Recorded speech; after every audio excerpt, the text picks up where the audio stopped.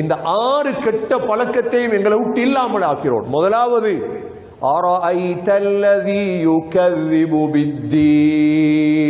பொய்ப்படுத்துறது. இரண்டாவது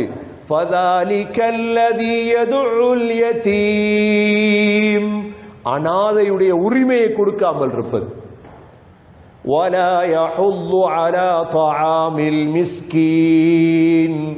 மிஸ்கீனுக்கு சாப்பாடு கொடுக்காமல் தூண்டாமல் இருப்பது.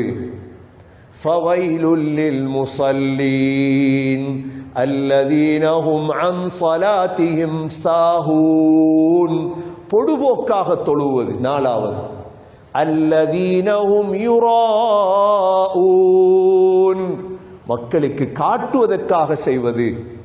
ஆறாவது வயம்னஊனல் மாஊன், அற்ப பொருள் கூட சதக்கா கொடுக்காம விடுறது.